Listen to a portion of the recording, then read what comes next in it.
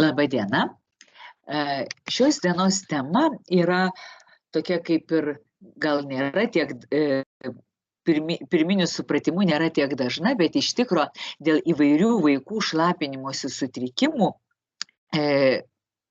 kreipiasi apie 40%, tai sudaro apie 40% vaikų nefrologų konsultacijų. Tai parodo, kad ši problema tikrai yra aktuali. Taigi vis tik, o klausimas, ar tai liga ir kodėl ją reikėtų tirti ir gydyti? Vis tik ją reikia tirti ir gydyti dėl to, kad jinai yra dažna, netokia reta, kad jinai yra aktuali vaikui ir jinai skaudi pačiam vaikui ir dažnai trikdanti tėvus. Taigi tai yra tokie sutrikimai, kurie nėra su kažkokiom gyvenimo prognozės prasme blogomis išeitimis, bet tai yra sutrikimai, kurie tikrai blogina vaiko gyvenimo kokybę. Normalus sveiko žmogaus šlapinimosi procesas priklauso nuo galvos smegenų bei nugaros smegenų darnios veiklos. Taigi, kūdikis šlapinasi tuomet, kai prisipildo šlapimo pūslė. Maždaug 1 kartą per valandą. Todėl ir galime suprasti, kaip dažnai šlapinasi kūdikiai ir naujagimiai iki 20-24 kartų per parą. Žinoti, kokia norma yra labai svarbu tam, kad galėtumėm suprasti, kokia vis tik yra po to, kokie yra sutrikimai. Tai ar tai yra iš tikro sutrikimai, ar tai yra dažnai kažkoks įsivaizduojamas ar išreikštas, sakysime, tėvų nerimas. Antrais jau gyvenimo metais vaikas pradeda justi norą šlapintis. Iš pradžių susiformuoja gebėjimas sulaikyti šlapimą, o vėliau sąmoningai ištuštinama pūslė. O 4-6 metai yra riba, kai vaikas turi pats valingai šlapintis ir sugebėti sulaikyti šlapimą. Tai yra metas, kada jau, nes visi įgūdžiai gaunami iš pradžių, vaikas moka valdyti ir sulaikyti šlapinimąsi dienos metu, dažnai užsitęsia, jeigu dienos metu viskas gerai, bet nakties metu vaikas dar pasišlapina į lovą. Bet jau 4-6 metai tas amžiaus tarpas yra įvairus ir toliau savo pranešime remsiuos tarptautinį interkontinencijos draugijos apibrėžimais, nuo kokių metų, kada laikomas koks sutrikimas. Taigi 4-6 metai yra riba, kai vaikas turi pats valingai šlapintis ir sugebėti sulaikyti šlapimą. Mokyklinio amžiaus vaikas turi valingai sulaikyti šlapimą tiek naktį, tiek dieną ir pasišlapinti tam skirtoje vietoje ir tinkamu laiku. Taigi, dabar truputėlį apie terminus, tam, kad suprastumėm ir kalbėtumėm visi viena kalba. Taigi, enurezė yra nevalingas šlapinimasis tokiame amžiuje, tai jie būtent ta draugija duoda apie 5 metus, kai šlapinimasis jau turėtų būti kontroliuojamas naktį. Miego metu, tai yra naktinė enurezė ir dieninė nemiegant. Bet čia iškart norėčiau truputėlį nuo savęs dar pridėti, kad jeigu naktinė enurezė, tai reiškia, kad vaikas pilnai pasišlapina ir jeigu jisai miega be sauskelnių, tai kitaip tariant, tikrai ta jo lova plaukia. Tuo tarpu dieninė enurezė tai nėra lygiai tas pats, tik įvykstantis dienos metu, kad vaikas pasišlapintų pilnai dienos metu. Tai dažniausiai yra įvairūs, apie kuriuos mes kalbėsim vėliau, apatinių šlapimo takų sutrikimai, būtent kada truputėlį palaša, pavarva šlapimo ir tai gali būti įvairių metų. Prieš pasišlapinimą, po pasišlapinimo, tai būtų dieninė enurezė. Naktinė enurezė yra dar skirstoma į kelias. Yra monosimptominė ir nemonosimptominė. Jeigu mes kalbam apie dieninius tos simptomus, tai būtų padažnėjęs šlapinimasis, skubus noras šlapintis, manevrai norint išvengti šlapimo ištekėjimo ir nutrūkstanti šlapimo srovė. Tai čia yra tiesiog dieniniai simptomai, kurie, kaip pasakyti, gali papildyti ir tai būtų tuomet ne monosimptominė naktinė anurezė. Taigi šlapimo nelaikymas dar gali būti jį žiūrima kaip per laiko prizmę. Tai yra, kada yra nepertraukiamas šlapimo nelaikymas, tai bus bet kokiame amžiuje, tai yra įgimta organinė patologija dažniausiai, bet mes kalbėsime apie protarpinį šlapimo nelaikymą ir kalbame apie tai vaikams, kurie yra vyresni nei 5 metų. Ir tuomet dar kartą vis kartojos naktinis šlapimo nelaikymas, anurezė ir dieninis šlapimo nelaikymas. Siūloma geriau sakyti ne dieninė anurezė, o dieninis šlapimo nelaikymas. Tarptautinė vaikų inkontinencijos draugija anurezę apibrėžia kaip normalų šlapinimąsi tokiu laiku ir tokiose vietose, kurios socialiai yra nepriimtinos. Tai toksai apibrėžimas. Na, o kas dar yra anurezė, dar yra pirminė ir antrinė. Tai pirminė naktinė anurezė, tai yra vaikui vyresniam nei 5 metų, kuriam niekada nebuvo pastovaus sausų naktų periodo ilgesnio nei 6 mėnesiai. O antrinė naktinė anurezė, tai yra anurezė vaikui, kuriam buvo bent 6 mėnesių sausų naktų periodas ir kuris vėl pradėjo šlapintis į lovą. Labai svarbu įsiaiškinti šitos diagnozės, apsprendžia, kokia toliau turėtų būti po to gydymo taktika ar aplamai strategija, kaip su tuo vaiku elgtis. Tai dažniausiai antrinė naktinė anurezė atsiranda sąlygota įvairių psichologinių faktorių, kaip būtų išgąstis, gali būti mokyklos pakeitimas, darželio pakeitimas, tėvų skyrybos, kito vaiko gimimas, kas pakeičia iš esmės aplinką ir sutrikdo kartais vaiką, kiekvienas reaguoja įvairiai. Na, dabar monosimptominė naktinė anurezė, tai yra anurezė be jokių apatinių šlapimo takų simptomų ir be šlapimo pūslės disfunkcijos anamnezėje. Tuo tarpu priešingai nemonosimptominė anurezė, tai yra anurezė su kartu esančiais apatinių šlapimo takų simptomais.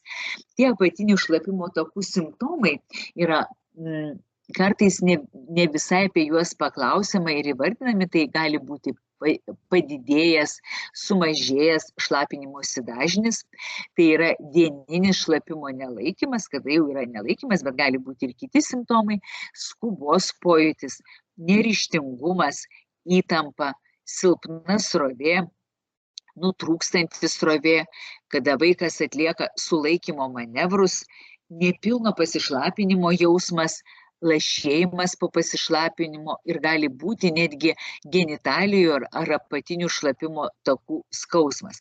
Todėl reikėtų visus šitos simptomus įvertinti bendrai, bet kartais ligoniui, vaikui, jisai net nemoka tų skundų apibrėžti, todėl reikia labai aiškiai paklausti, kad būtų jam lengviau papasakoti apie savo sutrikimus, o gydytojai galėti geriau jį po to pagydyti, tiesiog suteikti reikalingą pagalbą. Taigi, kaip atrodo normali šlapimo pūslės funkcija? Šlapimo pūslė tai yra toksai ganėtinai storų raumeninių sluoksnių maišelis, kuris pildosi iš šlapimtakių atitekančių šlapimu, pildosi ir kada atsiranda tas pilnumo jausmas, įvyksta kontrakcija ir vaikas pasišlapina. Taigi, labai svarbu žinoti, kokia yra normali šlapimo pūslės talpa ir koks yra normalus šlapinimosi dažnis. Taigi, 8 ar daugiau kartų per dieną, tai yra padidėjęs dieninio šlapinimosi dažnis, o 3 ar mažiau kartų per dieną yra sumažėjęs dieninio šlapinimosi dažnis. Aš kai klausiu rezidentų, koks būtų normalus šlapinimosi dažnis, labai gudrus rezidentai, bet, sakysim, nežinantis tikslaus atsakymo, labai dažnai atsako iš tokio bendro, kaip pasakyti, išsilavinimo, sakydami, kad tai priklauso nuo to, kiek vaikas išgeria. Ir tikrai jie yra teisūs, taigi reikia atsiminti ir tai, jeigu kalbate apie išskyrimą, reikėtų pagalvoti ir apie gavimą. Taigi kartais yra visokių situacijų, kada nebūna galimybių atsigerti. Ir dėl to tai nėra gerai bendrai inkstų veiklai, bet tuomet ir šlapintis gali retai arba priešingai dėl kažkokių tai, na, sakysim, noro, įpročio, situacijos pasikeitimo vaikas gali daugiau gerti, jisai gali tuomet dažniau šlapintis. Bet vis tik ta riba nuo 3 iki 8 kartų, tai yra mažiau negu 3 kartai, 3 ir mažiau, 8 ir daugiau, šiaip ar taip dažniausiai tai yra, jeigu tai ne vienkartinis atsitikimas, tai jau yra nebenormalu. Ir 6 pasišlapinimai per dieną gali būti labai mažai, jei daug būtų geriama. Aišku, taip pat svarbu yra įvertinti, kokie yra apimtis daugiausiai per kartą pasišlapinti. Ir kai duodame kartais registruoti tokius šlapinimosi dienynus, kuriuose nurodoma, kiek kiekvieno karto pasišlapinimo metu. Vaikas dažnai šlapinasi, paaiškėja, kad išlapinasi 10-14 kartų per dieną, bet niekada net nebūna, net po ilgesnio tokio tarpo, santykinai ilgesnio, nebūna šlapimo pūslėje, jisai neįskiria daugiau šlapimo negu, sakysim, 80 ml, nors paskaičiavus pagal jo amžių, jis, sakysim, yra 6 metų, 6 + 1 = 7, padauginta iš 30, 210 ml. Tai maždaug jisai turi tą fiziologinį gebėjimą išskirti tiek šlapimo. Tai nebūtinai gali būti, kad žmogus nelaukia iki to pilno tokio pajautimo, bet šiaip ar taip, jeigu yra 200 šlapimo pūslės talpa, jisai neturėtų bėgti šlapintis normaliai tuomet, kada yra 80 ml ir dėl to jisai šlapinasi, na, sakysim, dažnai. Normaliai pagal tai būtų šlapinimaisi 4-7 kartai per dieną ir tai maždaug yra kas 2-3 valandas. Dieninis šlapimo nelaikymas, tai yra nevalingas šlapinimasis dienos metu, mažiausiai 2 kartus per savaitę, vyresniam nei 5 metų amžiaus vaikui, kai nėra įgimtų ar įgytų centrinės nervų sistemos defektų. Taigi, vėl, svarbu, kad tai nebūtų, kaip kartais paklausi ir sako, nu taip, kartais būna, tada klausi, kaip dažnai, nu kartą per mėnesį ar kartą per savaitę, oi, sako, gal iš viso ten per pusmetį kartą. Tai tikrai tai nėra, nes visiems visko gali atsitikti, gali būti įvairūs sutrikimai, bet vis tik turi būti kažkoks dėsningumas. Taigi reikėtų įsidėmėti, kad ne mažiau nei 2 kartus per savaitę vyresniam nei 5 metų vaikui. Nefrologijoje labai mėgstami skaičiai, kurie padeda įsistatyti į tuos vienokius ar kitokius rėmus. Na, o kaip atrodo hiperaktyvi šlapimo pūslė?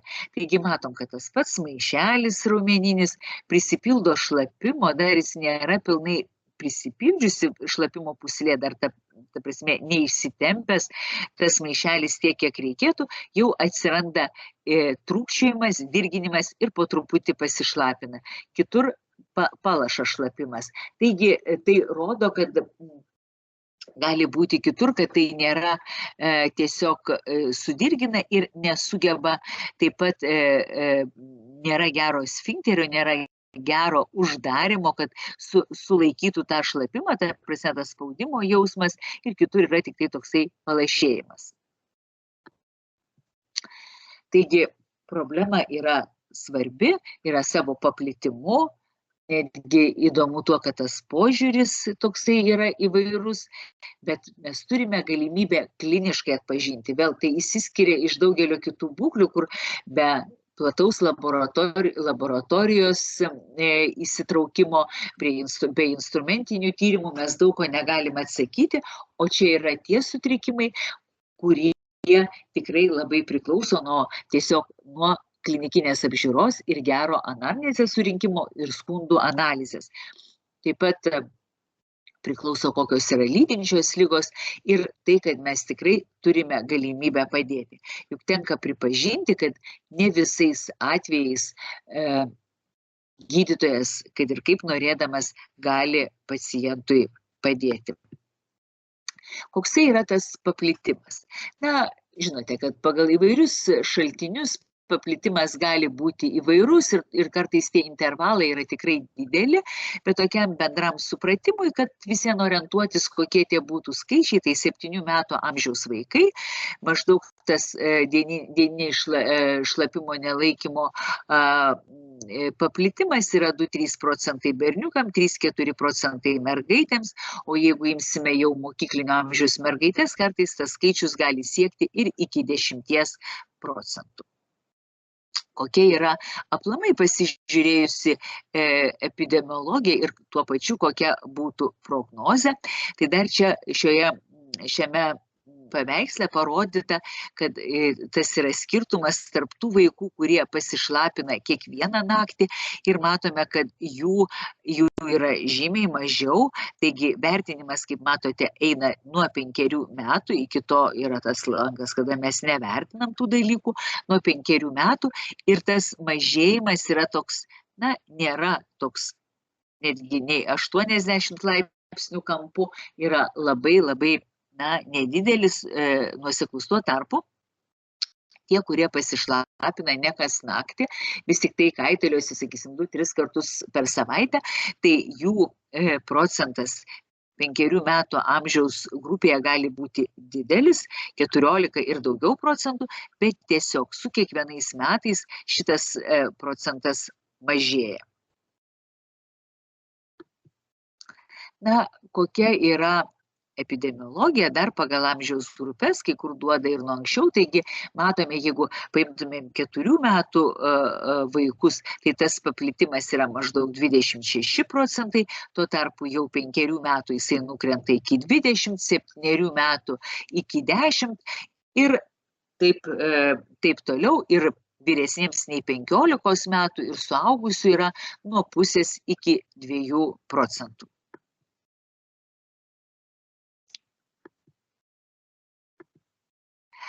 Dieniniai simptomai yra dažnai ignoruojami dėl to, kad apie juos tiesiog niekas neklausia. Jie tarsi kaip ir mažai sukelia nerimo, nėra tokie akivaizdus, jeigu tai lygintumėm su dieniniu šlapimo nelaikymu, ir sunku apibūdinti. Kartais net nežino, ar tai normalu, gal tai nėra kažkas tokio. Ir čia aš ne veltui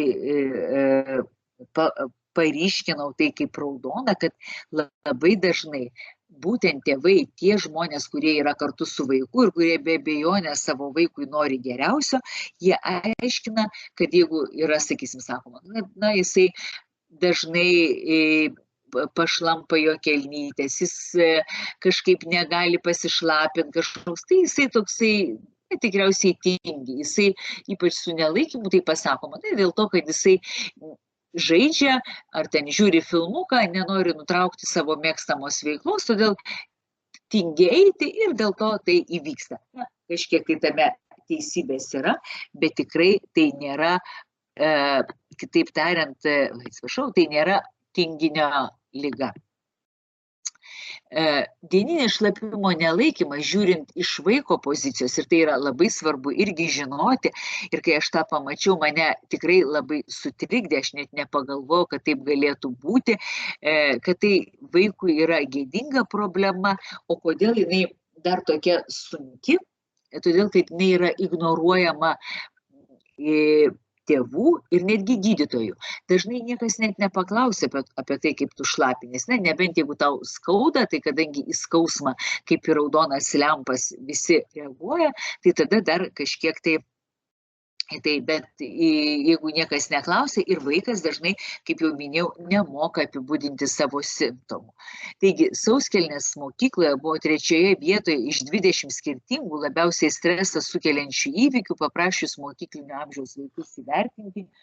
juos sunkumo požiūriu. Taigi, ta prasme, kokie įvykiai labiausiai sukelia vaikams stresą ir tos sauskelnės įvairių šlapinimuose, čia jau gal platesnė prasme, bet visi tie šlapinimuose sutrikimai yra trečioje vietoje po to, kaip bent jau šitoje studijoje tai buvo parašyta, po to, kai yra vieno iš tėvų netekimas ar regos sutrikimai, sakysim, praradimas regos.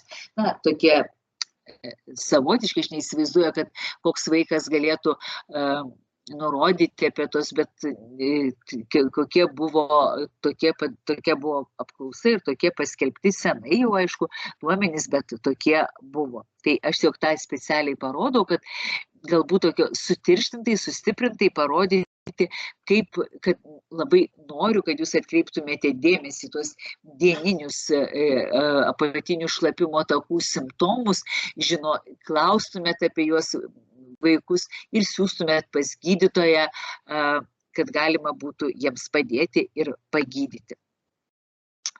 Dėl naktinės enurezės žmonės yra labiau motyvuoti kreiptis medicinės pagalbos, galbūt dėl to, kad jie yra sunerimę dėl šlapios patalynės, tėvų sutrikdyto miego.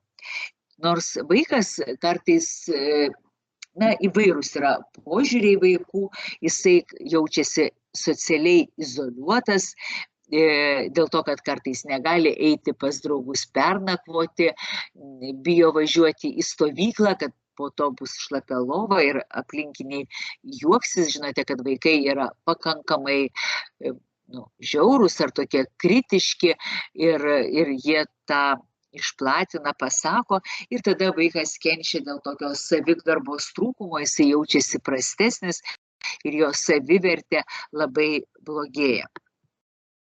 Taigi, šlapinimosi sutrikimai, priežastis ar pasekmė. Manau, kad daugeliui kyla toks natūraliai klausimas. Dėl to, kad yra tarsi ir išorinės problemos, kad labai dažnai ar dažniau, sakysim, naktinė enurezė būna pas tuos vaikus, kurie turi tokį vėluojantį brandumą, vystimąsi, ir tai kartais ir traktuojamas, kad naktinė enurezė yra kaip vėluojantis įgūdžių formavimasis. Kitas dalykas yra tie vaikai, kurie turi kitas tokios, sakysim, psichiatrinės problemas, kaip yra dėmesio ir aktyvumo sutrikimai. Tai yra tarp šitų vaikų yra 2 kartus dažnesni tarp vaikų, kuriems yra dieninis šlapimo nelaikymas.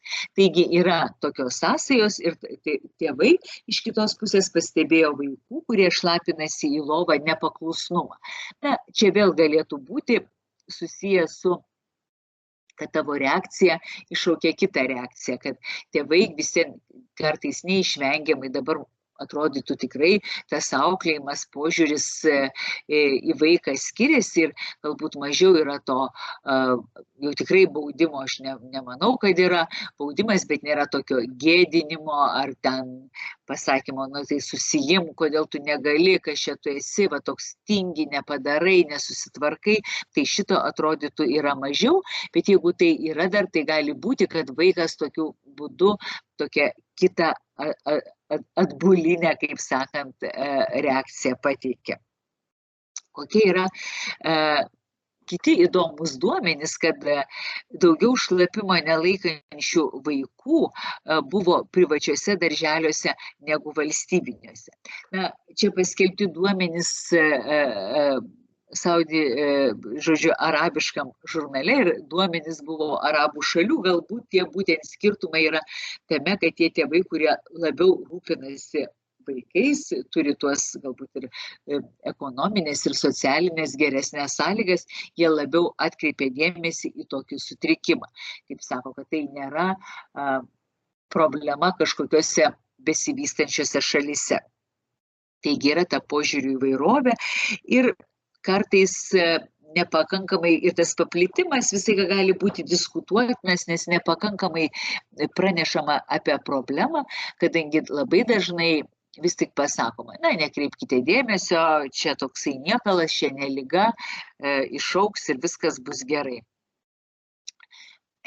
Mes prieš jau daugelį metų padarėme tokią apklausą, anoniminį klausimyną, kuriame buvo įvairūs klausimai apie galimus ar turimus šlapinimosi sutrikimus.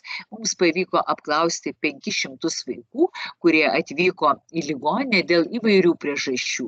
Ir tarp jų pasiskirstymas berniukų ir mergaičių beveik buvo tolygus, o pagal amžiaus grupės mes vaikus ėmėme nuo 5 metų amžiaus, kada jau galima vertinti tuos šlapinimosi sutrikimus, ir buvo įvairus pasiskirstymas įvairiose amžiaus grupėse, na, 18-mečių buvo labai nedaug, taigi ganėtinai gerai reprezentavo visas amžiaus grupės.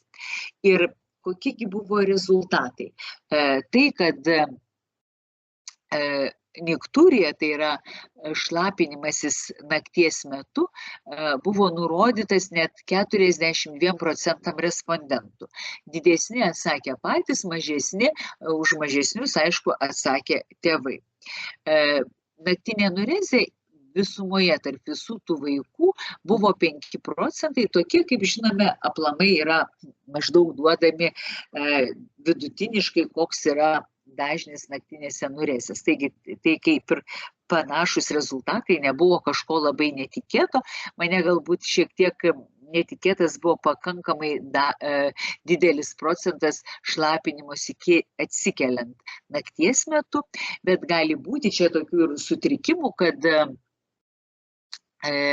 kadangi tai buvo klausimynai paduoti, o ne apklausa, tai kartais žmonės ne visai galbūt gerai supranta, aišku, tai nebuvo parašyta nikturija, kad būtų suprantama, bet galbūt buvo nepilnai ir arba tas dažnis, kad jeigu kažkada tai buvo ir užpildoma kaip teigiama. Na, čia tikriausiai toksai išaiškėja kartais silpnumas, o gal taip ir yra. Dieninis šlapimo nelaikymas buvo žymiai dažnesnis, kas mane irgi šiek tiek nustebino. Aišku, tai galėtų koreliuoti su tuo, kad tarp šitos grupės vaikų, kuriuos mes apklausėme, apie 18% turėjo anamnezėje šlapimo organų infekciją. Nebuvo apklausiami tuo metu vaikai, kurie tuo metu turėjo ūmią infekciją, nes tai galėtų kažkaip būti, sutrikdyti juos.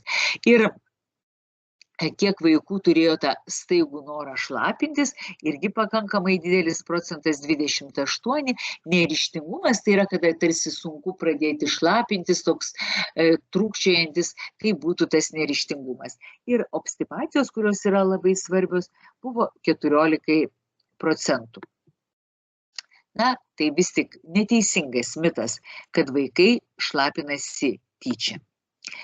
Ir kuo šitą galimybę dar kartą akcentuoju, kad tai mes turime galimybę kliniškai atpažinti. Kokia yra enurezijos patofiziologija? Šitie trys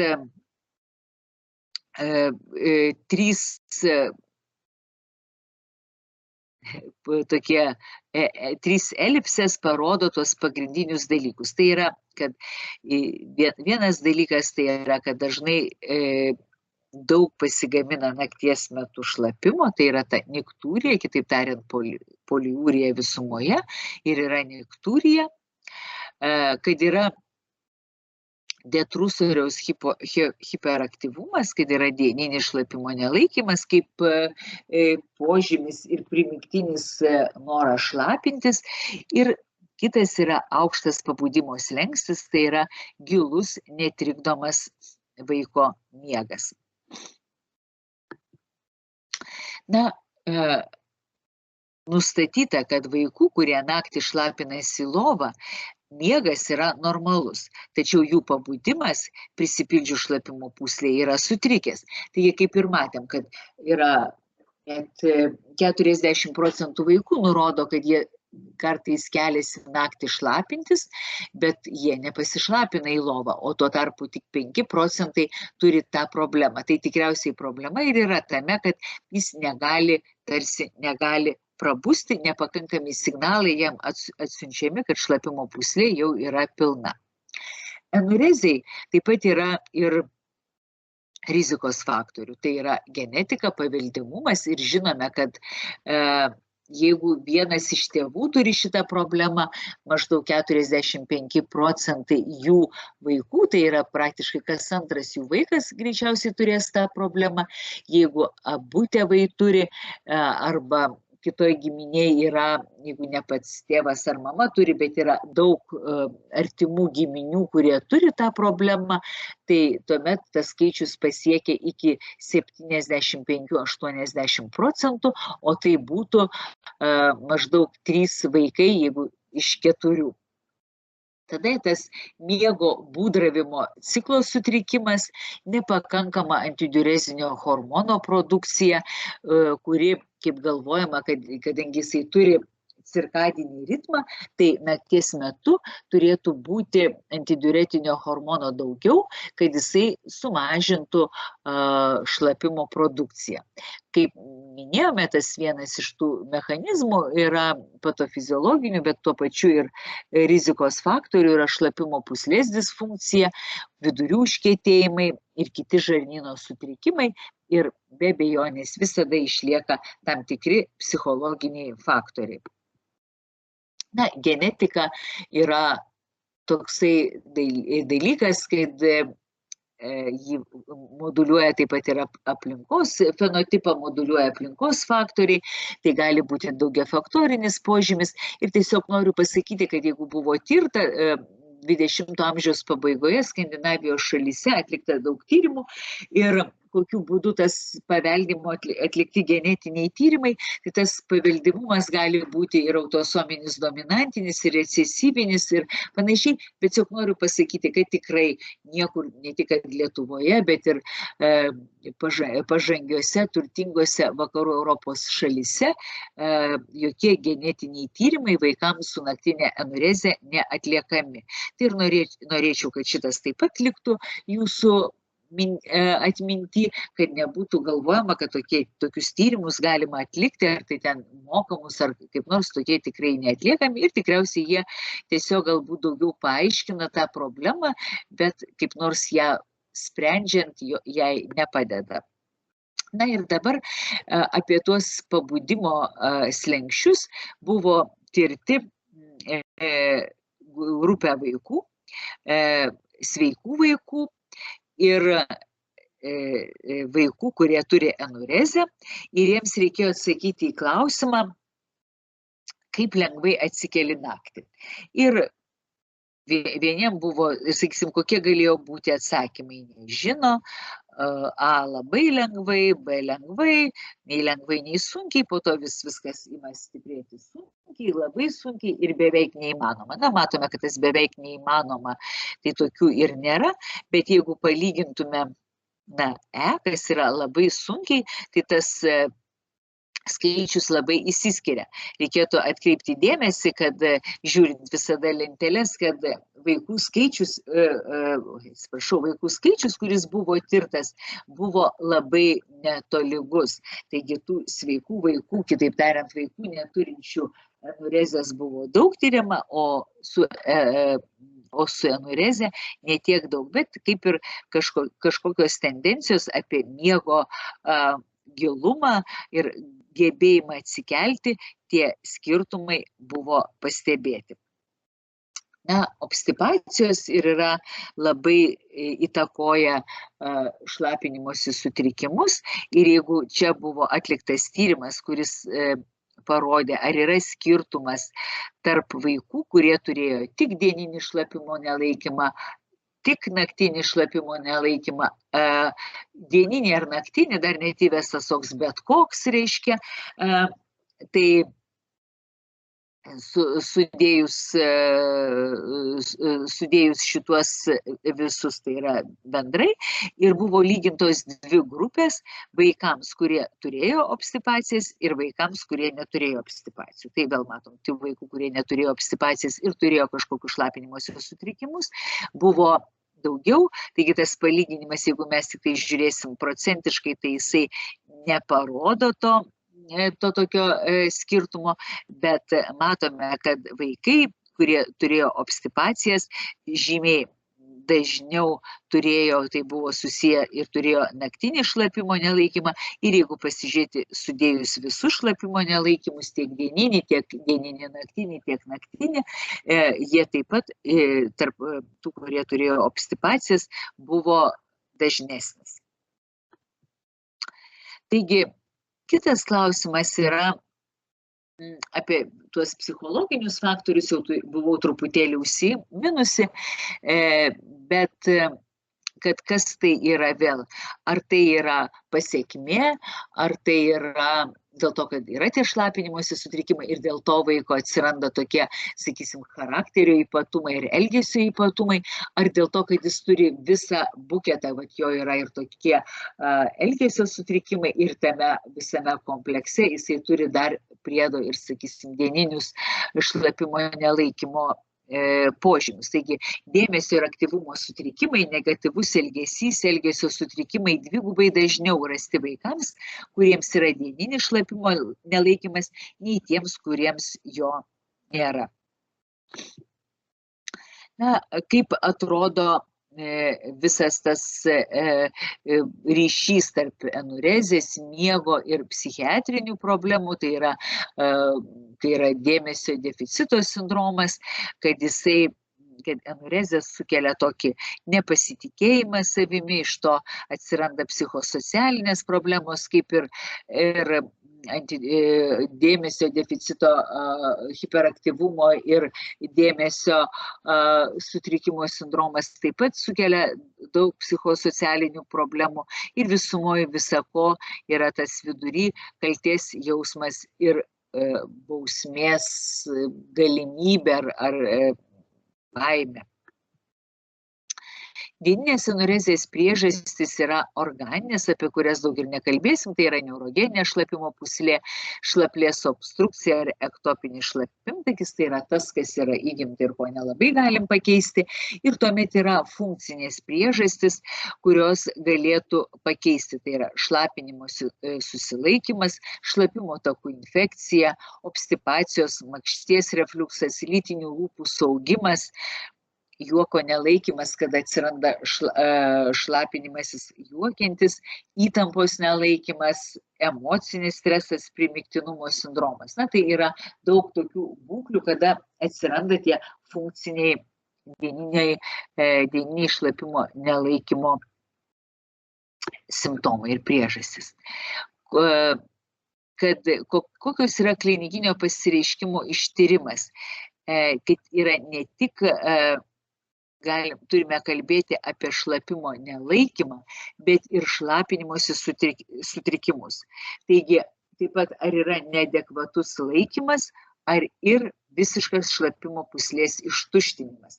Taigi, apie šlapimo pūslės ištuštinimą irgi kalbama dar nedaug, dėl to, kad pats ligonis šito dalyko tai negali pasakyti, todėl kad, arba tik tai įtarti, pojūtį tokį labai jautrų, bet yra objektyvūs dalykai, kaip tai galima ištirti, ir turint šlapinimosi sutrikimus, reikėtų atlikti šlapimo pūslės echoskopiją su pilna šlapimo pūslė ir pasišlapinus.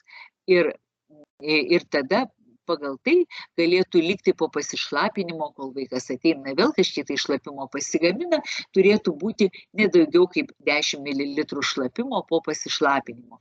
Jeigu yra šlapimo lieka daugiau, ir tikrai tokių vaikų yra, ir tai nėra retenybė, tai tuomet tai yra nepilnas šlapimo pūslės ištuštinimas, kur yra pakankamai bloga būklė, kuris sudaro sąlygas pirmiausiai šlapimo takų infekcijai, o kartais net iki inkstų funkcijos sutrikimo. Ir tokiais atvejais gali būti kartais labai jau įgimtom rimtom problemom, kad gali būti net siūlomi kateterizavimai tam, kad nuleisti tą šlapimą. Nes įsivaizduoja, tai yra toks visą laiką stovintis tas pats šlapimas. Taigi nėra to to judėjimo ir labai dažnai nefrologijoje galima žiūrėti, daryti savo supratimui ar kaip apie santechniką, ar kaip apie lyginti upelį, ar stovinti vandenį tvenkinyje. Lygiai diagnozuoti yra būtina anamnezė, klinikinis ištyrimas, pakalbėsime, kokie galimi reikalingi laboratoriniai tyrimai ir kokie yra radiologiniai tyrimai. Taigi, pirminiam vertinimui viskas prasideda nuo anamnezės. Taigi, pirmiausiai įvertiname vaiko bendrą sveikatą ir jo vystymasis. Taigi, ar jisai, pavyzdžiui, neteko svorio.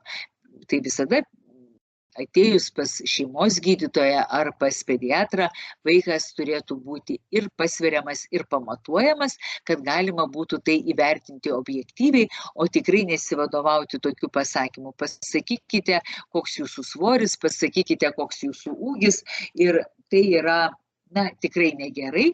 Aš matau, kad yra tas požiūris, kad tai tokie neįdomus, nerimti dalykai, tai ne kompiuterinė tomografija arba bent jau echoskopija ir tarsi gėdinga tuos dalykus daryti. Bet taip reikia daryti ir matome, kad labai dažnai poliklinikose pamatuoti vaiko ūgį, turėti gerą matuoklę, tai ne tiek daug kur yra tokios matuoklės, bet tikrai tą reikėtų daryti. Reikėtų klausti, ar nėra vaiko per didelio troškulio, ar jis nesirgo šlapimo takų infekcijomis. Tokį duoti bendrą tokį susigaudimą. Tada, jeigu yra naktinė anurezė, ar tai yra pirminė ar antrinė, mes jau kalbėjome apie apibrėžimą, kas yra pirminė, kas yra antrinė, tai yra paklausti, ar tai yra visą laiką tai buvo, kad nebuvo kokio tarpo ilgesnio negu pusę metų, kad vaikas būtų nustojęs šlapintis ir jau atrodo buvo užmirštos problemos ir jisai vėl atsinaujino. Ar tai yra nuolat besitęsiantis reikalas, ar tai yra dažnas, ar tiesiog pavieniai atvejai. Toliau apie šlapimo pūslę ir jos dieninių šlapimo pūslės simptomus, dabar ir anksčiau šlapinimosi dažnį, apie kurį taip pat daug kalbėjau ir daug minėjau. Tada kitas yra, kaip yra žarnyno kokia veikla, ar yra vidurių užkietėjimas, ar yra išmatų nelaikymas. Elgesys, problemos namuose ar mokykloje. Tikriausiai tokių tiesmukai klausiant, tokio atsakymo gali ir negauti, taigi reikia prieiti prie to, bandyti suprasti, kartais gal kalbėti atskirai su vaiku, kartais gal atskirai su tėvais. Ir kitas labai svarbus dalykas išsiaiškinimui yra, ar vaikas iš tikro pergyvena dėl tos anurezės ar ne. Jeigu vaikas jau kreipėsi ne pirmą kartą, tai koks buvo skirtas anksčiau gydymas ar kokia buvo strategija. Taigi, ar skirtas ir kitas nemažiau svarbus klausimas įvertinti ir galėti toliau paskirti, tai yra, ar teisingai buvo gydymas naudojamas. Kita, tai ta paveldimumo tas momentas, tai yra kokia enurezė šeimoje, nesiprašau, ne kokia enurezė, ar yra enurezės atvejų šeimoje ir kaip tėvai gali įvardinti, ar vaikui sunkiau atsikelti ar ne, tai tam tikrus dalykus taip pat padeda išspręsti. Apžiūrint, pirmiausia, reikia žinoti, kad nėra tokių požymių, kurie būdingi tik, pavyzdžiui, monosimptominiai naktiniai enurezijai. Taigi, iš apžiūros kažkokio specifinios užuominos negausime. Taigi, apžiūrint svarbu, koks yra, kaip jau minėjau, reikia pasverti vaiką, pamatuoti jo ūgį, aplamai, dar kartą pakartosiu tai, ką kalbėjau per kitas savo paskaitas, kad visiems vaikams virš 3 metų, būtent tokie ateina dėl šlapinimosi sutrikimų, reikia matuoti kraujospūdį, tiesiog ne dėl pačios ligos, bet taip apžiūrint. Taip pat turėtų būti bendras neurologinis ištyrimas, labai rekomenduočiau apžiūrėti lytinius organus, kad nebūtų kokių, sakysim, problemų, kaip berniukam, kur atsiveria šlaplė, hipospadijos ir taip toliau, tai tuos dalykus tikrai reikia įvertinti. Taip pat pagalvoti apie tiesiosios žarnos apžiūrą, jei įtariamas vidurių užkietėjimas. Kokie yra įspėjamieji požymiai? Taigi, tiek, kad ta vadinama antrinė naktinė anurezė prieš tai buvusiam sveikam vaikui. Tai gali būti kitų ligų, visai niekaip nesusijusių su šlapinimuose požymis, tai gali būti ir psichiatrinės ligos požymis, tai gali būti ir inkstų ligos požymis, tai be abejonės gali būti cukrinis diabetas. Kokie yra dieninio šlapimo nelaikymo ar kiti šlapinimosi simptomai, reikia įvertinti šlapinimosi kalendorių ir pirmiausia gydyti dieninius simptomus. Tai jeigu ateina vaikas dėl naktinės anurezės, bet yra dieniniai simptomai, tai pirmiausiai pradedame nuo jų. Taip pat labai svarbu paklausus ir tai sureaguoti kaip į tokį įspėjamą požymį, tai yra silpna šlapimo srovė, įtemptas šlapinimasis, nutrūkstantis šlapinimasis ir tai galima įtarti neurogeninę ar anatominę šlapimo pūslės problemą. Ir va tada tikrai reikia vaiką siųsti pas vaikų urologą konsultacijai. Bet čia noriu pabrėžti, kad dėl visų kitų problemų, dėl naktinės anurezės, ar tai būtų monosimptominė ar nemonosimptominė, pirminė ar antrinė, ar būtų kokie dieniniai šlapinimosi simptomai, tikrai reikia siųsti vaikų nefrologui. Deja, dabar tendencija yra mažėti tų siuntimų, bet yra labai dar daug siunčiama pas urologą. Ir aš tuomet, taip sakant, klausiu, ko tikisi gydytojas siųsdamas vaiką dėl naktinio šlapimo nelaikymo pas urologą? Kas? Ar tai yra įgimta problema? Tai vat matome, kad naktinė anurezė praktiškai nesusijusi su tokia įgimta patologija, dėl kurios reikėtų siųsti pas urologą ir kuris galėtų po to operuoti. Taigi tikrai ir dar ką pastebėjau, kad kartais, dėl viso ko, kad ir tiem būtų gerai, ir tiem gerai, tą pačią dieną yra išrašomi, taip užsirašo tėvai, bet, žodžiu, išrašomi siuntimai ir vaikų nefrologo, ir vaikų urologo konsultacijai. Tai, tikrai manau, kad tai yra tiek valstybės lėšų švaistymas, tiek bereikalingas gydytojų užiminėjimas ir taip pat bereikalingas paciento siuntinėjimas. Jeigu kalbėsime apie tuos kaip paciento įtraukties, kalbant apie personalizuotą mediciną vertinimus, tai yra tendencija, kad kuo mažiau, ne kuo mažiau, bet kad nesiuntinėti vaikų, bet tai ir taip pat liečia ir suaugusius, nesiuntinėti bereikalingai ar tyrimams, ar konsultacijoms, kada tik tai dėl to, kad uždėti kažkokį tai pliusiuką. Kitas įspėjamasis požymis būtų svorio netekimas, didelis troškulys, pykinimas ir čia, aišku, reikėtų tuomet galvoti apie visiškai kitą ligą, tai yra ar diabetą, ar atmesti inkstų ligą. Jeigu yra šlapime pokyčiai, yra gliukozės, yra baltymo, taip pat galvoti ir atmesti diabetą ar inkstų ligą. Ir reikėtų atkreipti dėmesį, kaip bendraujama su pacientu ir ar yra kokių problemų bendraujant, nes tuomet reikėtų įtarti psichiatrinį komorbidiškumą.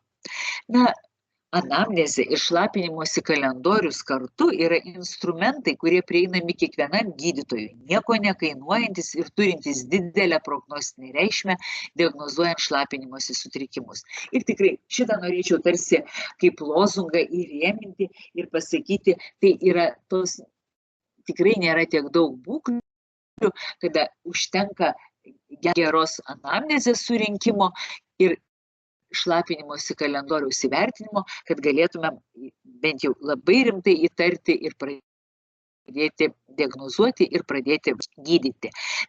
Šlapinimosi dienynus mes duodame pildyti dviejopus.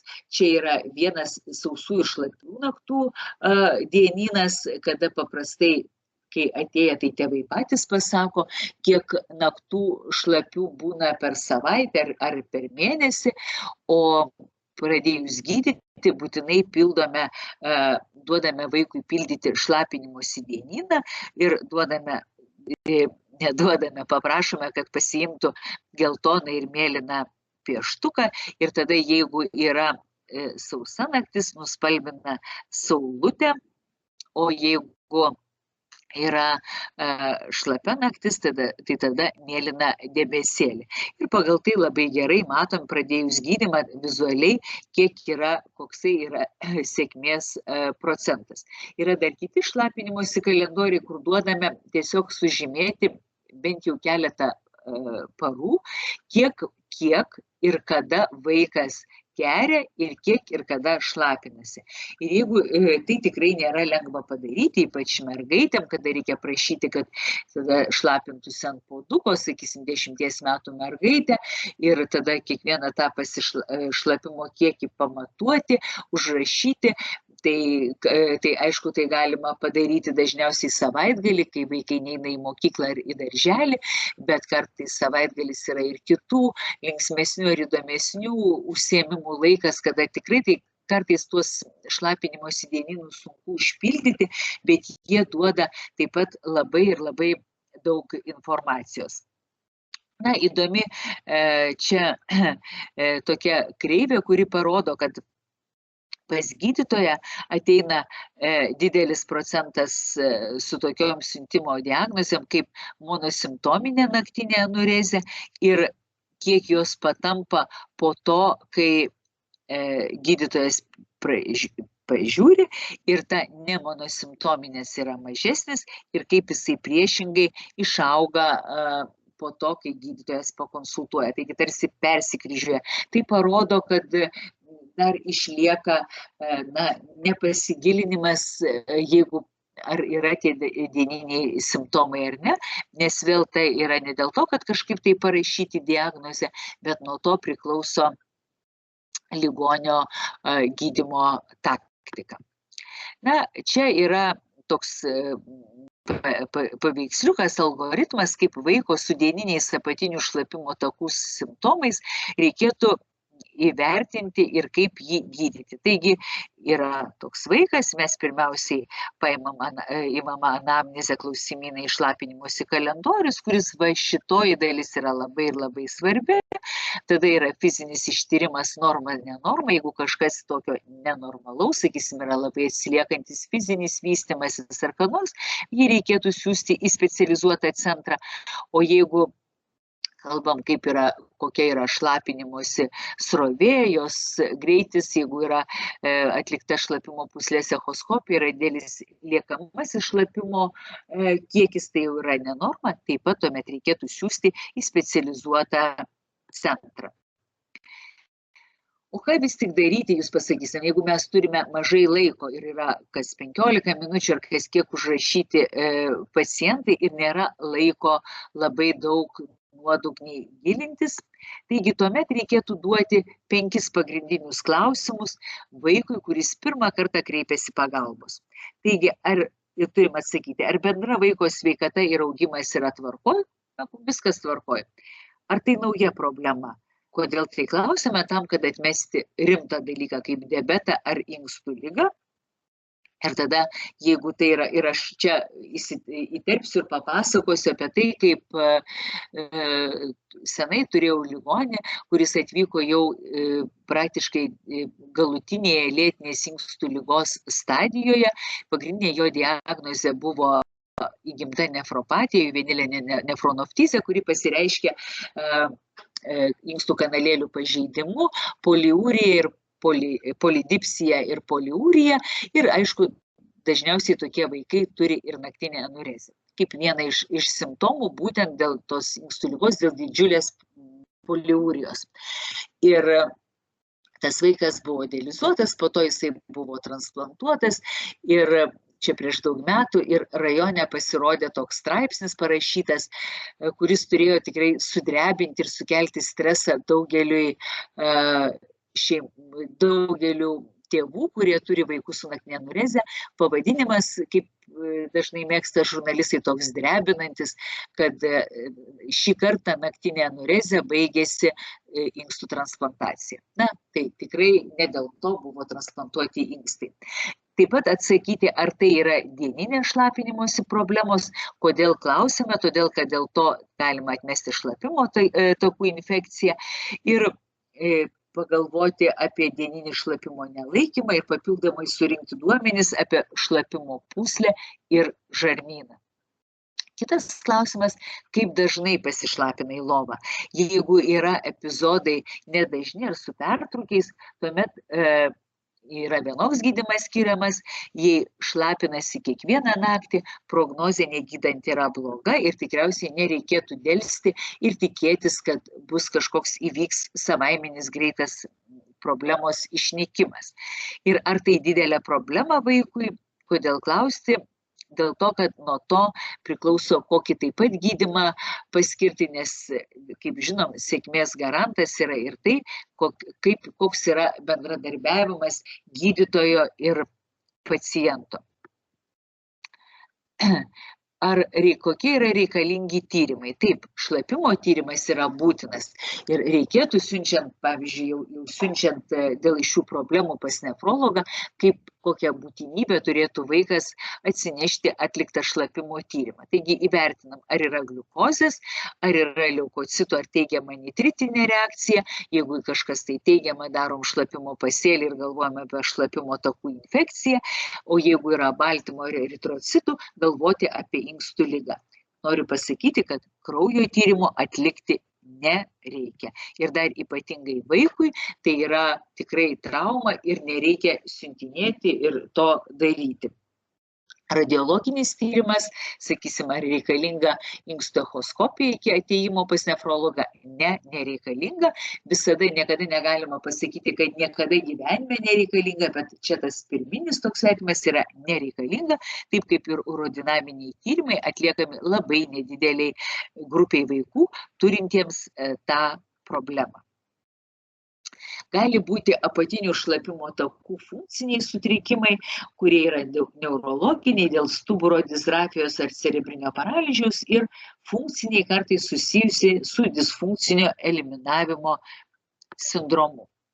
Na, čia ir yra tas tada, kada kaip yra tyriamas vaikas, kai yra išklausiama anamnezė, ištiriamas, atliktas šlapimo tyrimas, įvertintas kalendorius ir atlikta šlapimo takų echoskopija, kitaip tariant, šlapimo pūslės echoskopija prieš ir po pasišlapimo. Tik apie tai kalbama, ką minėjau, bet tai ne inkstų echoskopija. Ir tada, jeigu yra, kaip matote, na, gerai, jeigu tai yra norma, vaikas yra didesnis negu reiškia, viskas čia yra gerai, virš 5 metų, reikėtų paskirti anticholinerginius vaistus, apie tai kalbėsim, jeigu yra šlapimo takų infekcija, infekcijos gydymas ir tada galbūt viskas susitvarko, jeigu yra nepilna šlapimo pūslės išsituštinimo ar susilpnėja šlapimo pūslės jutimas, tuomet gali būti skiriami urodinaminiai tyrimai, galbūt ir stuburo magnetinis rezonansas. Taigi, viską medicinoje tikriausiai negalim pasakyti, kad niekada ir visada tai yra įvertinama, bet turime savo tokius užsibrėžti žingsnius. Taigi, kas turi gydyti vis tik? Labai dažnai šitas klausimas kyla. Ar šeimos gydytojas, ar urologas, kuriam taip mėgstama kartais nusiųsti, ar nefrologas, ar pediatras? Ir manau labai geras atsakymas, kad pacientą turi gydyti tas, kas turi laiko, žinių, patirties ir noro. Kai pas mane ateina pacientai ir su tom problemom, tai aš sakau, kad galime pradėti gydytis, jeigu jūs turite noro gydytis, tiek vaikas, tiek tėvai, ir tik šiuo atveju iš kitos pusės gydytojo, tėvų ir vaiko bendradarbiavimas gali duoti gerus rezultatus. Taigi, svarbiausiai daug kalbėjome apie problemą, apie jos platumą ir priežastis, bet kaip mes galime padėti, nes visi ateina pas gydytoją tam, kad gautų pagalbą, o ne diagnozę. Taigi, tai galime gali būti keli gydymo metodai. Tai yra desmopresinas, antidiuretinis hormonas, gali būti skiriamas žadintuvas, elektrinis žadintojas, gali būti skiriami anticholinerginiai vaistai, vieni gali būti esant komplikuotai naktiniai enurezijai, gali būti skiriami įvairūs deriniai vaistų, kartais labai retai imipraminas arba taip pat imipramino derinys su desmopresinu. Pirmiausiai, kokia turėtų būti gydymo strategija, kad reikia paaiškinti, kas tai yra, demistifikuoti tą problemą, kad tai nėra kažkas ant tokio baisaus, nepagydomo ar dar kažkokio žlugdančio vaiką, pašalinti tą kaltę, akcentuoti reguliarų šlapinimąsi, reguliarus, bet neperdėtas skysčių vartojimas ir būtent skysčių vartojimas visos paros bėgyje, nes labai dažnai tėvai sako, kad tikrai pastebi tai, kad pirmoji dienos pusėje vaikai geria mažai, dėl kažkokių tai priežasčių eina į mokyklą, nėra kur, užmiršta, negeria sąmoningai tam, kad nereikėtų eiti į tualetą. Gydyti vidurių užkietėjimą, gydyti alergiją ir obstrukcinės kvėpavimo takų ligas. Kartais nėra taip lengva, bet galima pagalvoti, kaip galima būtų pakeisti situaciją namuose, jeigu jinai yra to priežastis, pagalvoti apie psichosocialinės problemas ir kartais tikrai reikia ir patiems tėvams. Mes čia labai smulkiai duodame užpildyti vaikams atėjusiems su šiomis problemomis, duodame užpildyti tokį klausimyną, kartais jeigu reikia laukti, ir tai yra atsakymų pasirinkimai beveik niekada, mažiau nei pusę laiko, maždaug pusę laiko, beveik visą laiką ir netaikoma arba netinkama. Tai yra kaip ar dienos metu man pašlampa kelnaitės arba kelnės, kai aš pasišlapinu kelnaitės, jos būna permirktos. Kiekvieną dieną, ar turiu stengtis, kad pasituštinčiau, kiekvieną dieną einu į tualetą pasišlapinti. Čia tokie ryškus, kur taip jau galėtum iškart paskirstyti. Aš galiu savo šlapimą sulaikyti įvairiais judesiais, kryžiuojant kojas, atsitupiant. Kai noriu šlapintis, negaliu palaukti, turiu stengtis, kad pasišlapinčiau. Kai šlapinuosi, man skauda. Taigi, iš esmės, tai paklausim apie tuos apatinių šlapimo takų simptomus.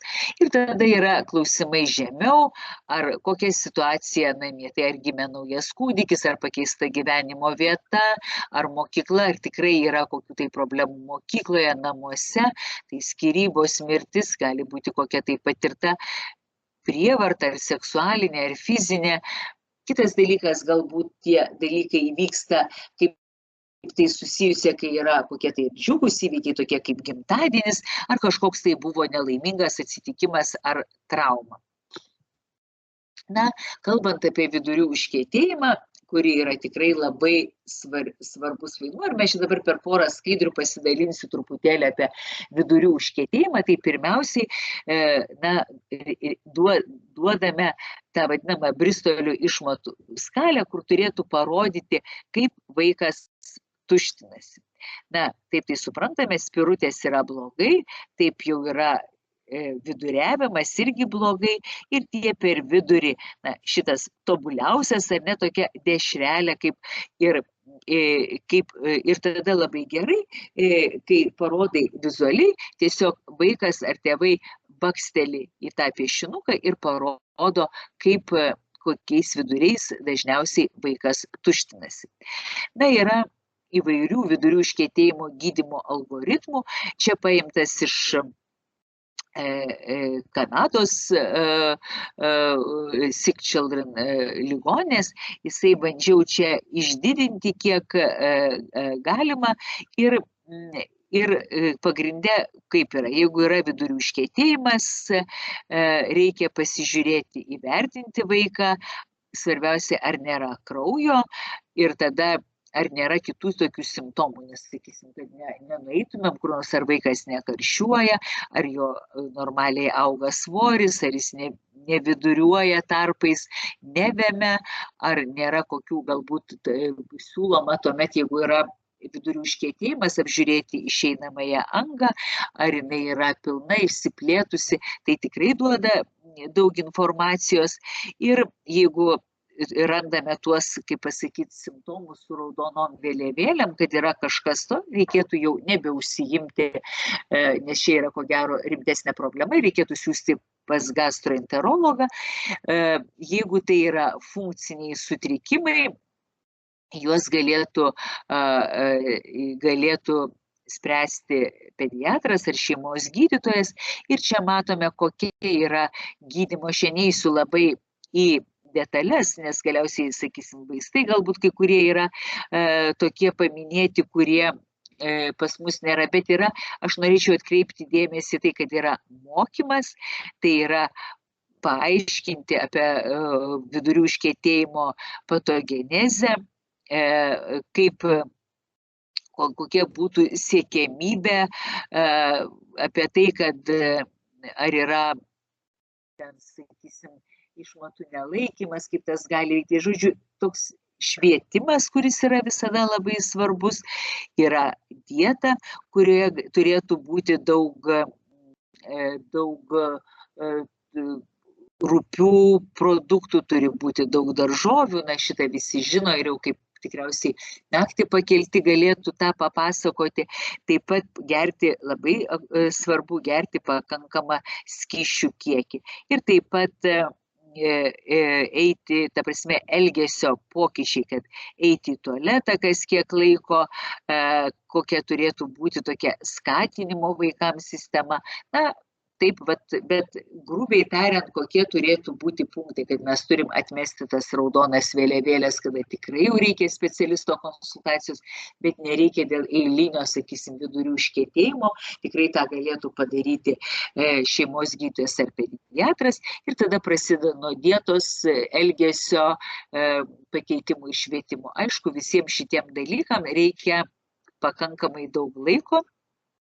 Kitas yra siūlomas vaikų šlapimo pūslės ir žarnyno disfunkcijos diagnozavimo ir valdymo algoritmas, skamba vos ne kaip šalies valdymas. Tai čia irgi yra iš esmės tas pats toksai vertinimas būtent apie apatinių šlapimo takų simptomus, šlapimo tyrimą, fizinį vertinimą, netgi šlapimo pasėlį, jeigu tai yra apatinių šlapimo takų požymiai, ir jeigu yra jie neigiami, tada tiesiog gydoma vidurių užkietėjimas, jeigu yra teigiami, tai tada prieš tai atliekami kiti tyrimai, kurie galbūt, na, ta prasme, jeigu yra infekcija ir taip toliau. Taigi reikia savo, tiesiog aš nenoriu, kaip ir minėjau, eiti į detalės šitų paveikslų, bet reikėtų galvoti apie tokią visai, kad turėti tą schematinį mąstymą, kad galėtumėm įvertinti, kaip atlikti.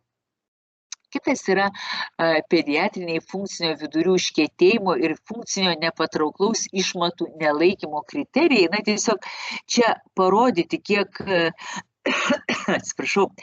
yra daug dirbama toj srityje. Tai yra, kad, pavyzdžiui, funkciniai vidurių užkietėjimai yra tada, kada surenkama daugiau negu 2 balus, tada, kai yra tokių kriterijų vaikams virš 4 metų.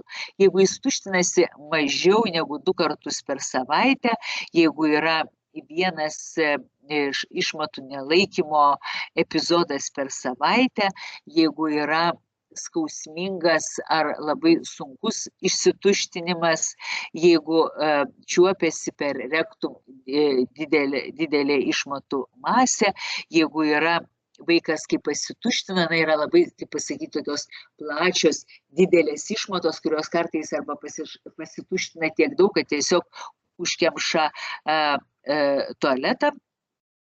Ir tada yra kiti tokie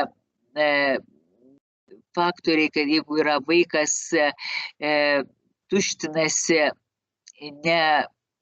neįprastose vietose socialiai, nors tai įvyksta nors vieną kartą per mėnesį, jeigu nėra, tai yra jau kiti dalykai. Taigi, pirmiau mes galbūt nesigiliname apie tokias kitas, čia jau būtų dar pokalbiai apie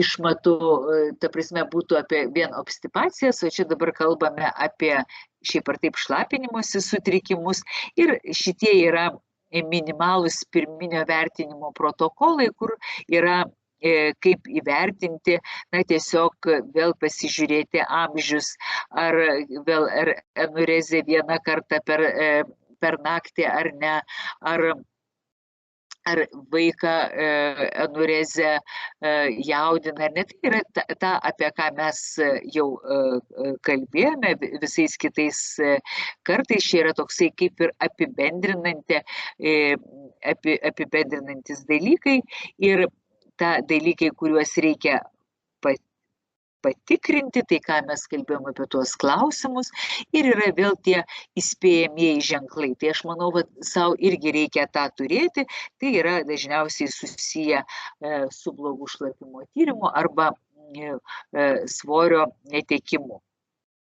Ir pagrindiniai gydymo principai tai yra greitai pasiekiamas tualetas mokykloje, kad sumažinti gėdingas situacijas, gali skambėti ganėtinai keistai, šlapimo takų infekcijų gydymas, bet dėl pirmo tai tikrai būtent, kad tualetas būtų prieinamas, švarus, kad mergaitės, kurioms yra makšties refliuksas, išmokyti šlapintis, ir netgi siūlomas specialus elgesys esant juoko nelaikymui. Taigi, pirmos eilės vaistas naktinė enurezijai gydyti yra desmopresinas. Jo privalumas yra tas, kad jį lengva naudoti, žalingas, jei nevartojama pakankamai daug skysčių, turint omeny per visą dieną, bet kaip tik priešingai, po to, kai išgeriamas vaistas, skysčių reikėtų nevartoti. Ir tada kokie yra prognostiniai rodikliai, kokiems vaikams gali labiausiai padėti desmopresinas, tada jie yra naktinė poliūrija ir normalus dieninio šlapinimosi kiekis. Tai yra, kitaip tariant, kad nėra dirglio šlapimo pūslės ir nakties metu jisai daug šlapinasi. Ir čia galėtų būti vartojami įvairūs preparatai. Dabar pas mus yra liofilizatas, tirpus liofilizatas, kuris yra vartojamas pusvalandį, 1 valandą prieš miegą, uždėjus ant liežuvio ištirpsta patys, ir tada reikėtų jau, kaip minėjau, riboti skysčius, negerti naktį, ir vertinimą reikėtų įvertinti, gydymo efektyvumą vertinti po 2 savaičių. Tai yra viena iš dažniausių klaidų, kadangi duodama išrašoma kartais net ir visiems tiem 3 mėnesiam, iki kiek vaistas yra kompensuojamas, nežiūrint, koks bus efektas. Kaip aš minėjau, kad nakties metu, jeigu žiūrim desmopresiną, tai turi būti tas cirkadinis ritmas. Dienos metu šviečiant saulutė jo nedaug, o sutemus jo nakties metu jo padidėja. Taigi, kam desmopresinas naudingas? Taigi, teigiami prognostiniai požiūriai, tai yra požymiai naktinė poliūrija, normalų šlapimo kiekiai, nėra dieninių šlapimo pūslės simptomų. Neigiami, kada būtų tikriausiai neefektyvus, tai yra maži šlapimo kiekiai, primiktinumas, dieninis šlapimo nelaikymas ar dažnas šlapinimasis ir labai dažna enurezė. Ir prognostinės vertės neturi nei paveldimumas, nei lytis, ir čia kokių tai prioritetų ar kas pasveiks labiau nėra. Kitas gydymo metodas tai yra šlapimo nelaikymo žadintuvas, kitaip tariant vadinamas aliarmas. Jisai pas mus yra ganėtinai kažkaip kultūriškai nelabai populiarus, bet tie, kurie išdrįsta gydytojų paskyrus pabandyti, tikrai iš savo praktikos galiu pasakyti, kad labai džiaugiasi, ir dar ko labai džiaugiasi, kad vis tik tai yra ne kokie tai vaistai, nes ypatingai išgąsdina tai, kaip parašyta apie miniriną, desmopresiną, kad tai yra antidiuretinis hormonas. Ir žodis hormonas visus labai gąsdina. Taigi tikrai elektrinis žadintuvas, tai jisai vėl turi būti paskirtas ir kam reikia ir kokia ta schema. Tai dabar tikriausiai nėra mano pagrindinis šios paskaitos tikslas labai nuodugniai jums paaiškinti, kaip reikėtų elgtis su tuo žadintuvu. Manau, kad jeigu reikia tokios problemos kyla, jūs tikrai galite atsiųsti pas specialistą. Yra gydymui rezistentiška enurezė, tai pirmos eilės pasirinkimas yra naujas bandymas naudoti žadintuvą, jei buvo neteisingai naudojamas, galima derinti kartu ir žadintuvą su desmopresinu, vėl peržiūrėti, kodėl gydymas yra nesėkmingas, galbūt atmesti ir gydyti obstipaciją. Jei knarkia, pagalvoti apie kvėpavimo takų obstrukcinių ligų gydymą ir naujas bandymas su žadintuvu turėtų būti nedažnesnis kas 2 metus. Ta prasme, užtat jeigu vėl noriu ką paakcentuoti ir paprašyti, kad jūs tai atsimintumėte, jeigu jau ryžtamasi, pradedama gydyti, tai reikia nuosekliai tai daryti. Antros eilės pasirinkimas yra anticholinerginiai vaistai, kurie gali būti, jeigu tai yra ta gydymui rezistentiška enurezė, taip pat derinant su desmopresinu, bet pirmiausiai reikėtų atmesti liekamą šlapimą ir obstipacijas. Kaip matote, obstipacijos visur. Ir jau tik trečios eilės pasirinkimas yra imipraminas, kuris galėtų būti vartojamas taip pat su ar be desmopresino. Ir yra atkreipiamas dėmesys, kad desmopresinas, imipraminas gali veikti kardiotoksiškai, ypač jeigu jį perdozama. Todėl akcentuojama, kad jis turėtų būti labai saugiai padėtas. Kadangi tai yra triciklis antidepresantas, turintis centrinį noradrenerginį ir seronerginį poveikius, patvirtintas jo efektas yra gydant enurezę, tai yra pakankamai senas vaistas, bet tas antidiuretinis, antienurezinis poveikis neaiškus, bet skiriasi nuo antidepresinio poveikio. Ir vis tik apie imipraminą skirimą reikėtų galvoti tik tuomet, jeigu standartinis gydymas pilnai išbandytas ir nėra efektos, nėra rizikos faktorių širdžiai, vaiko ir šeimos, tėvai gali užtikrinti, galbūt nuskambės keistai, bet vis tik tėvai laiko saugiai tabletes, skirti nedidelės dozės, nepradėti nuo didelių dozių ir tiesiog pats gydytojas skirdamas žino, ką daro.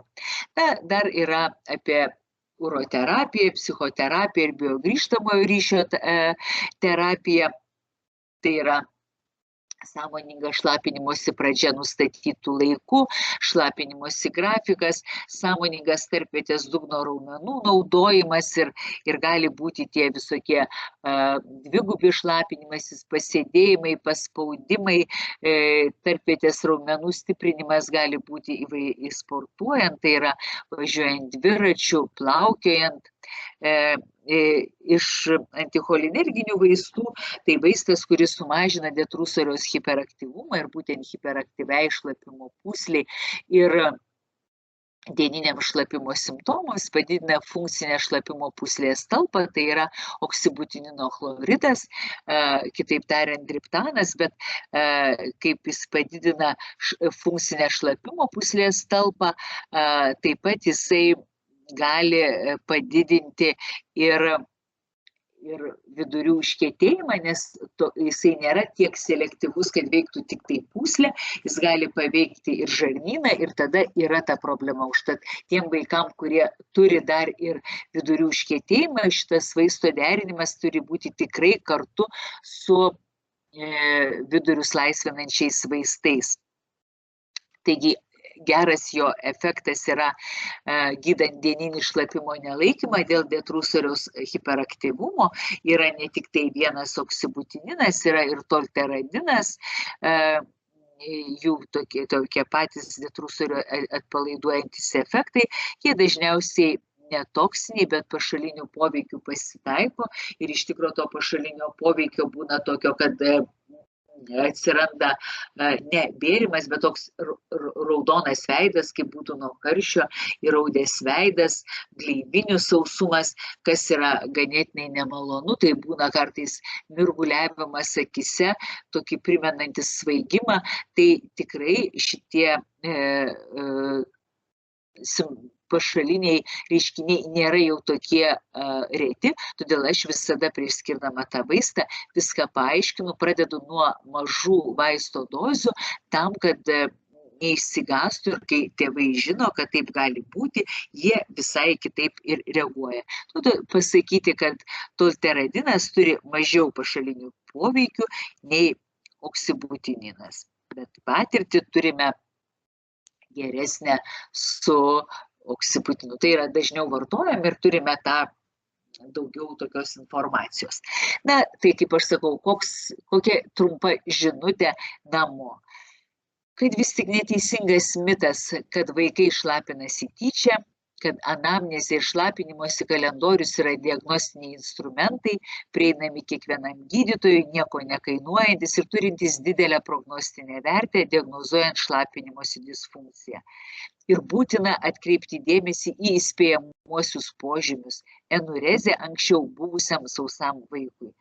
Dieninis šlapimo nelaikymas ar kiti šlapinimosi sutrikimai, tai reiškia, kad pirmiausia jūs turite pradėti gydyti dieninius simptomus. Tikrai nepasieksite nieko, jeigu jų nepradėsite gydyti. Reikia atkreipti dėmesį ir siųsti pas urologus tuomet, jeigu yra silpna srovė, pastangos šlapinantis, nutrūkstantis šlapinimasis. Taip pat pas specialistus greitai nelaukiant, jeigu yra svorio netekimas, didelis troškulys ir pykinimas. Labai siūlau naudoti šlapinimosi kalendorių. Akcentuoju, kad vis tik gydymas turi būti individualus, kad dar kartą, kad gerai surinkta anamnezė yra gydymo sėkmės laidas. Būtina duoti vaikui ir tėvams pildyti šlapinimosi dienyną, įtraukti vaiką ir kad vaikas pats pildytų, bet paprastai patariame, kad tėvai tą procesą kaip ir kontroliuotų, tam, kad vaikas kartais, nes aš sakau, oi, kaip aš noriu, kad tu atneštum man daug saulučių, tai vaikas, norėdamas būti geras daktarui, gali tiesiog iš to norėjimo, tokio pozityvaus požiūrio pripaišyti tų saulučių. Noriu akcentuoti, kad rafinuoti tyrimai nereikalingi ir tyria ir gydo tas gydytojas, kuris tai nori daryti. Ir dar, kad turi būti geras gydytojo, paciento ir jo tėvų bendradarbiavimas ir pradėjus reikia visada pasakyti, kad gydymas truks tikrai ne 10 dienų. Ir pabaigai dar kartą jau buvau pasakius, bet pateikiu savo kontaktus ir jeigu jums kyla klausimų, kurių jūs norėtumėte užduoti, kur galbūt aš klausimus iškėliau, bet jums neatsakiau, aš būsiu tikrai patenkinta, jeigu jūs man parašysite ir aš galėsiu jums atsakyti tiek, kiek galėsiu. Ir taip pat, kaip gydytoja, kviečiu jūs kreiptis į mūsų specialistus, jeigu yra poreikis ir užsirašyti konsultacijoms, nukreipti vaikus ir mes būtumėm patenkinti, kad galėtumėm jums padėti ir vaikai būtų irgi patenkinti ir mažiau patirtų įvairių psichologinių problemų. Tikriausiai tie šlapinimosi sutrikimai, kaip minėjau, yra dalykai, kurie blogina gyvenimo kokybę. Tai būtų gerai, kad mes tiesiog pagerintumėm tikriausiai jų gyvenimo kokybę. Ačiū, viso gero.